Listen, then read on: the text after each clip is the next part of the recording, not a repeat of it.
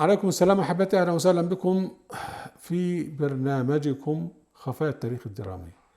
سنتعرض لعبد الملك بن مروان الذي وطد الدولة الأموية، وهنتعرض له في حلقتين: حلقة عن علاقته بالمدينة وقبل أن يتولى الخلافة، ومن حلقة بعد كده وهو خليفة وموقفه طبعا من ابن عمه عمرو بن سعيد ابن العاص أبو عمرو بن سعيد الأشدق، اللي هو يعني ذبحه عبد الملك بيده.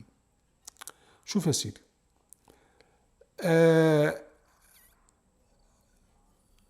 عبد الملك ينتمي لبني أمية، فرع أبي العاص بن أمية من ناحية أبيه وأمه، يعني راجل من ناحيتين من بني أمية. أبوه مروان بن العاص، مروان بن الحكم، أبوه مروان بن الحكم بن العاص بن أمية، وأمه عائشة بنت معاوية ابن المغيرة ابن أبي العاص بن أمية. ف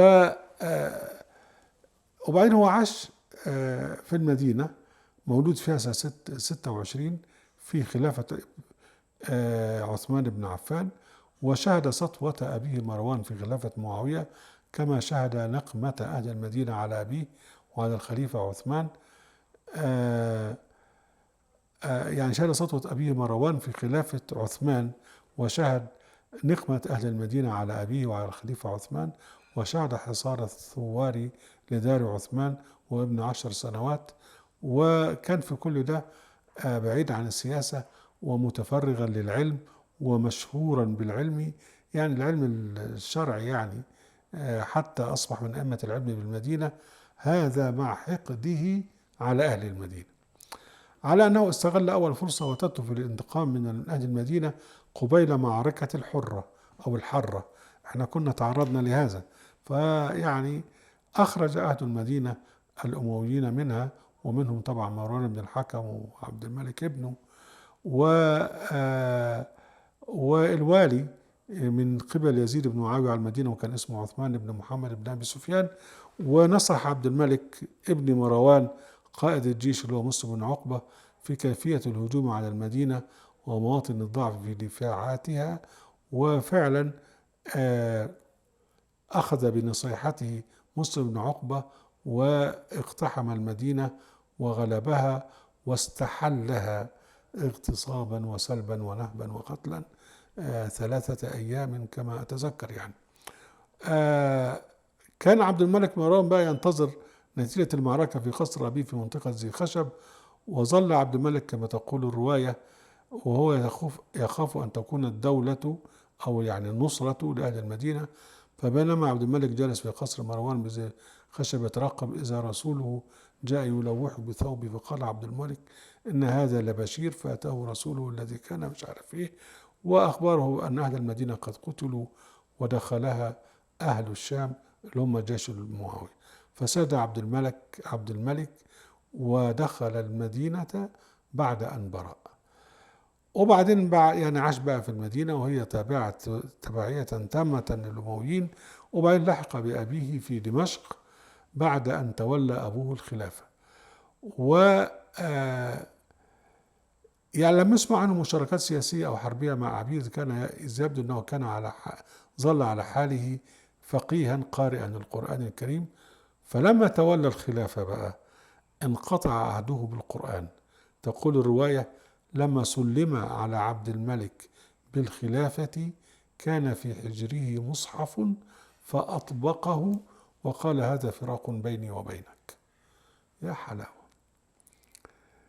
وقيل في رواية أخرى أنه لما وضع المصحف من حجره قال: هذا آخر عهد منك، يعني خلاص انتهينا. الحقيقة يعني عبد الملك كفقيه كان يعني مشهور بالفقه، وكان أميل للقرآن، وكان لا يميل للأحاديث اللي كانت تنتشر بسبب تأثير أبي هريرة لعنه الله. هنعيش مع أبو هريرة في حلقة على فكرة. تقول العبارة أن عبد الملك جالس الفقهاء والعلماء وحافظ عنهم. طبعا العلم في ذلك الوقت كان حفظا، وكان رواية شفهية، وكان التدوين نادرا. فوصف بأنه كان قليل الحديث، يعني ما بيهتمش بالأحاديث. ويعني المهم أن أبرز زعماء الفتنة الكبرى الأولى والثانية من أهل المدينة آه، يعني هم الذين جعلوا الأحاديث تزدهر وتنتشر. وأبو هريرة طبعا خد فرصته في الموضوع ده، يعني لأن الصراع العسكري صاحبه صراع أيديولوجي فكري تخصص في صناعة الأحاديث واختلافها. وبينما انتصر أهل الشام والأمويين في ميدان السياسة، فقد تفوق عليهم أهل المدينة في الحرب الفكرية في صناعة الأحاديث، والتي جعلت المدينة حرما ثانيا، وجعلت لقبر النبي قدسية، وفرضت الحج له، وسموا المدينة بقى المدينة المنورة أو المقدسة، وإلى آخر الكلام الهلس دهوت. و ده كله طبعا بسبب اللي أرساه طبعا مالك، اللي هو أول يعني أول فقيه في تاريخ المسلمين، واللي كتب الموطأ وفي كل الهجس ده يعني. عبد الملك جه زار المدينة بقى وخطب خطبة شهيرة، أو من الخطب الشهيرة بتاعته إن هو خطب فيه بيستنكروا اختلاقهم من الأحاديث. يقول قال أحدهم: سمعت عبد الملك بن مروان يقول: يا أهل المدينة، إن حق الناس أن يلزم الأمر الأول لأنتم. الأمر الأول اللي هو القرآن يعني. وقد جاءت علينا أحاديث من قبل هذا المشرق لا نعرفها ولا نعرف منها شيئا، لا نعرف إلا قراءة القرآن، فلازموا ما في مصحفكم الذي جمعكم عليه الإمام المظلوم رحمه الله. طبعا قصده عثمان، لأن عثمان هو الذي حرق المصاحف التي كانت تكتب بطريقة مختلفة عن طريقة الكتابة القرآنية، وجمع الناس على المصحف اللي هو المتوارث من عند النبي. بس هنا كان عبد الملك يتكلم بوصفه فقيها واعظا، وليس يعني بوصفه خليفة باطشا. يعني كان قبل كده طبعا ناسك وعابد. وروى الواقدي وهو من كبار المؤرخين الأوائل عن رجال المدينة، قالوا عن عبد الملك أنه كان عابدا ناسكا قبل الخلافة. وتواترت الروايات تؤكد أنه كان عاقلا حازما أديبا لبيبا عالما. ويقول نافع مولى بن عمر: أتى عبد الملك بن مروان وما بالمدينة شاب أشد تشميرا ولا أطلب للعلم منه ولا أفقه ولا أقرأ لكتاب الله، مش حد زيه. وقالوا بقى أن فقهاء المدينة أربعة: سعيد بن المسيب وعروة وقبيص بن ذؤيب وعبد الملك بن مروان قبل أن يدخل في الإمارة. وقال الشعبي: ما ذكرت أحدا إلا وجدت لي الفضل عليه إلا عبد الملك، فإني ما ذكرته شيئا إلا زادني فيه.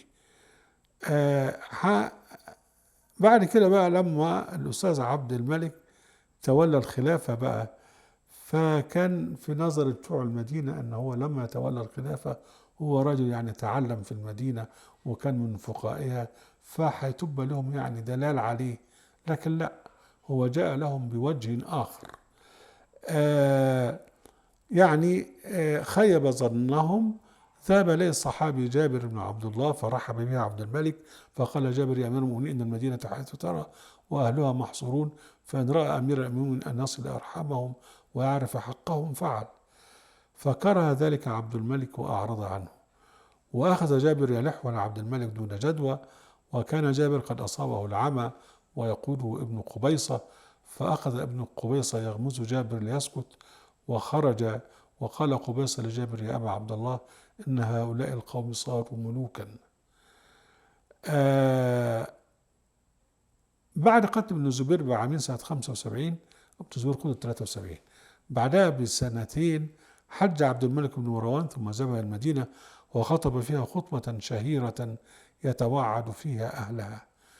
تقول الرواية: حج علينا عبد الملك سنة 75 بعد مقتل ابن الزبير بعامين فخطبنا فقال: أما بعد، فإنه كان من قبل من الخلفاء يأكلون من المال ويوكلون أو يؤكلون، يعني يأكلوا ويوكلوا الناس.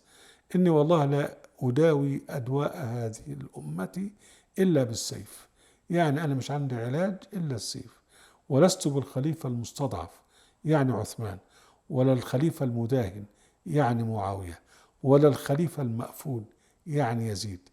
أيها الناس، إن نحتمل منكم كل الغرمة ما لم يكن عقد راية أو وثوب على منبر. عقد راية يعني إعلان حرب، أو وثوب على منبر يعني واحد يعني يمسك بقى جهاز الإذاعة والتلفزيون، يعني واحد يخطب ويقود الناس يعني. يقول هذا عمرو بن سعيد حقه حقه وقرابته قرابته، قال برأسه هكذا فقلنا بسيفنا هكذا. يعني بقول لهم ان انا قتلت عمرو بن سعيد الاشدق ابن عمي، لانه هو نازعني في الحكم، فانا ما عنديش عزيز يعني آه وان الجامعه التي خلعها من عنقه عندي، يعني كان حطه في جامعه يعني معناها قيد في رقبته، يعني قال القيد ده انا موجود عندي وطبعا مستعد احط اي واحد فيكم. وقد اعطيت الله عهدا ان لا ضع في راس احد الا اخرجها الصعداء، وانا عهدت ربنا ما احطهاش في اي حد الا لما روحه تطلع. فليبلغ الشاهد الغائبة، يعني ده هو عبد الملك بن مروان كشر لأهل المدينة عن أنيابه. شكرا أحبتي، نلتقي في الحلقة القادمة.